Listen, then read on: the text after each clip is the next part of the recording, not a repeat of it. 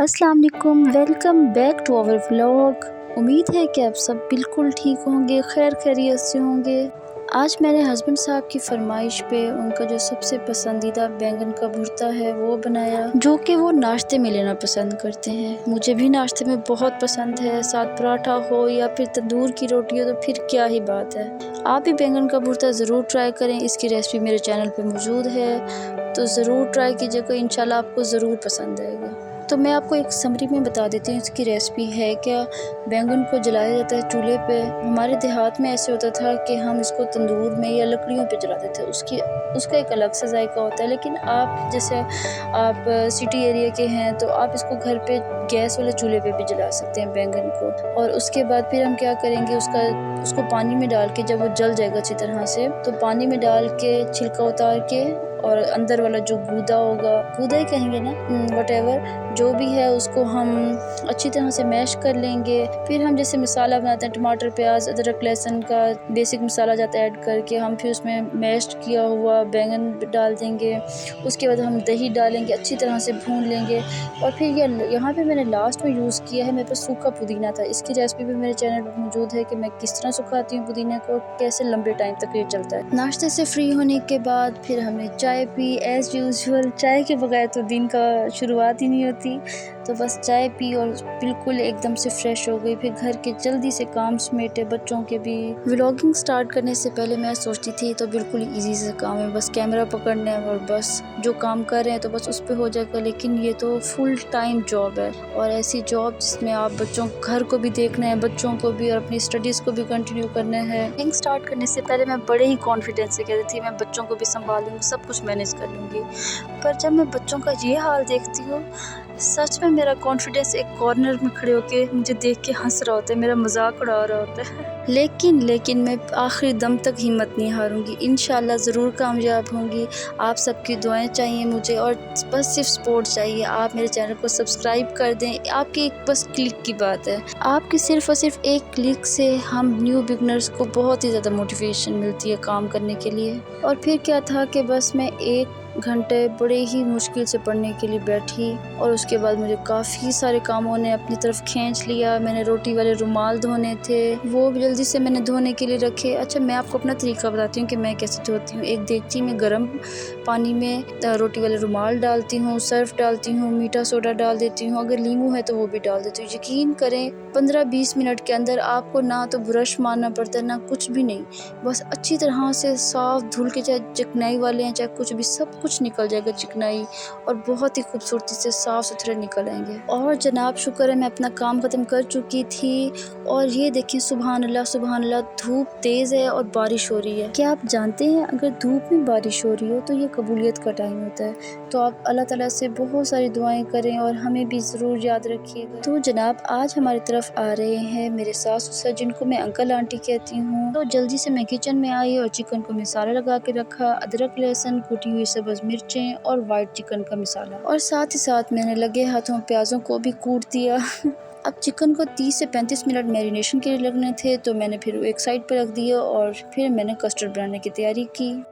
1 cup दूध में मैंने 5 से 6 चम्मच कस्टर्ड के डाले, और दूसरी तरफ दूध को बॉयल होने के लिए रख लिया। उसमें चीनी भी डाल दी। जब दूध बॉयल हो गया तो उसमें मैंने कस्टर्ड वाला जो मैंने दूध बना के रखा हुआ था तो वो मैंने ऐड कर लिया, और जैसे जैसे गाढ़ा होता गया तो मैंने हल्की आंच करके उसको पकने के लिए रख दिया थोड़ी देर के लिए। और उसके बाद मैं बाहर आई तो बारिश अभी भी हो रही थी, लेकिन धूप जा चुकी थी और मौसम और भी ज़्यादा प्यारा हो गया था। अब तो बारिश ठंडी ठंडी लग रही थी। पहले धूप की वजह से बारिश गर्म लग रही थी, लेकिन अब मौसम काफ़ी हद तक ठंडा हो गया था।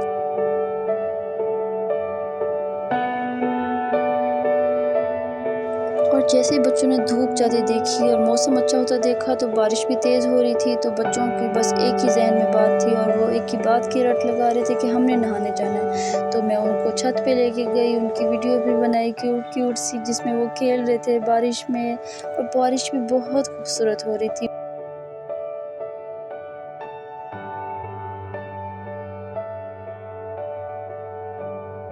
मुझे तो ऐसे लगता है किसी भी बच्चे का बचपन अधूरा होता है अगर वो बारिश हो और नहाए ना, बारिश में एंजॉय ना करे। जैसे ही बारिश में नहा नहा के मेरे बच्चों की बस हुई तो मैं उनको नीचे लेके आई, नहला धुला के कपड़े चेंज करवाए, और यहाँ तो देखें कितने क्यूट लग रहे हैं। मोहम्मद अहमद का बड़ा भैया जो है वो नाराज़ हुए हुए हैं किसी बात पे और अहमद उसको मना रहा है, वो भी ज़बरदस्ती कि तुम मेरे से नाराज़ ना हो, बस मैं सॉरी कर रहा हूँ तो बस माफ़ कर दो, इट्स ओके कह दो। इधर अरहम था कि वो बहुत ज़्यादा उससे नाराज़ था कि इसने मुझे ऐसे तंग किया, इसने मेरे ब्लॉक्स ऐसे तोड़ दिए, इसने ये किया। छोटे इतने क्यों शरारती होते हैं, कितने क्यूट भी होते हैं ना। अब देखिए वो पहले सॉरी करता है और फिर उसके बाद गुस्सा करने लगता है कि ये मेरे से क्यों नाराज़ है से। फिर उसको कभी प्यार से मना रहा था, कभी उसको हग करके, कभी किस करके कि बस मेरा भैया मुझसे मान जाए। लेकिन अरहम था कि उसकी तो बस, अब अरहम को पता चल गया कि ये तो मुझे मना रहा है, उसको भी अरहम को भी शय मिल गई तंग करने के लिए। अच्छा, मेरे घर में ऐसा है कि जो बड़ा है वो बहुत सेंसिटिव है, छोटे वाला बहुत शरारती है, वो तंग भी कर लेता है और फिर कहता है बस मेरे से नाराज़ ना हो मेरा भाई। माशाल्लाह, ये भी अच्छी बात है, बहुत प्यार है एक दूसरे के साथ माशाल्लाह। और ये तो देखिए कैसे उसको मना रहा है, लेकिन अरहम है कि मानने का नाम नहीं ले रहा है। इन दोनों को देखते देखते कि इन दोनों का तो मनाना और नाराज़ होना लगा ही रहेगा। मैं किचन में आती हूँ, काम देखती हूँ, मैंने फिर जल्दी से प्याज जो चॉप किए हुए थे मैंने उनको फ्राई किया, उसके बाद निकाल के दही में डाल के उसको अच्छी तरह से ब्लेंड कर लिया। और फिर जिस ऑयल से मैंने प्याज निकाले थे फ्राई हुए, उसी ऑयल में मैंने जो चिकन को मैरिनेट करके रखा हुआ था अदरक लहसुन के पेस्ट, सब्ज़ मिर्चों में और वाइट चिकन मसाले में, उसको अच्छे से उसी मसाले में फ्राई किया। फिर जैसे ही चिकन फ्राई हो के गोल्डन होने लग गया तो उसमें मैंने जो पेस्ट बनाया था प्याज वाला जो फ्राई हुआ था दही और प्याज का, उसमें वो भी ऐड कर दिया और अच्छे से मिक्स किया और उसमें थोड़ा सा पानी और ऐड करके उसको दम पे पकने के लिए रख दिया।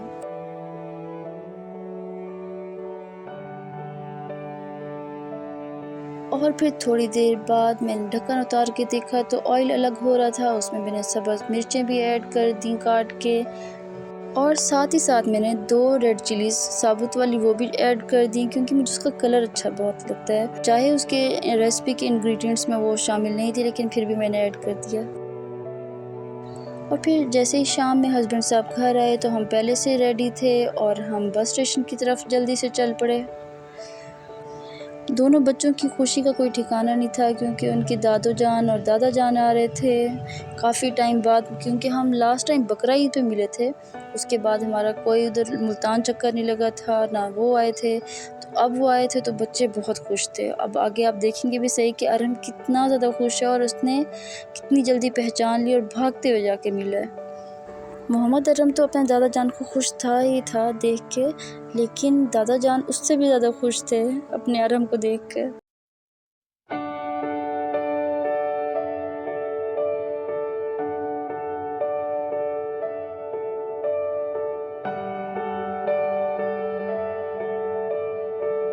और फिर हम भी करीब पहुंच गए, हम भी मिले दोनों से और दोनों बच्चे अपने दादा जान का हाथ पकड़ के वेटिंग एरिया में जा रहे थे और इतना खुश थे दोनों के बहुत। फिर हम खैर खैर से घर भी पहुंच गए उनको लेके और फिर मैंने घर आके जल्दी से अपनी जो रेसिपीज़ थी उनको डिश आउट किया और उनको अच्छे से गार्निश किया।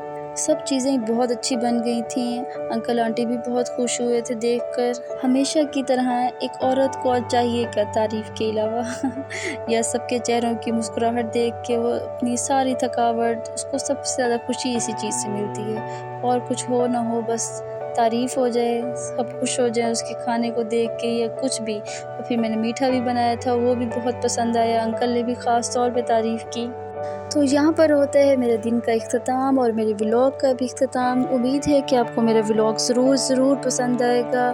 तो मेरे चैनल को सब्सक्राइब करना ना भूलिएगा, मेरी वीडियो को लाइक एंड शेयर करना भी ना भूलिएगा बिल्कुल भी, और दुआओं में याद रखना तो बिल्कुल भी ना भूलिएगा। तो फिर मिलते हैं किसी और इंटरेस्टिंग से व्लॉग में। अल्लाह हाफ़िज़।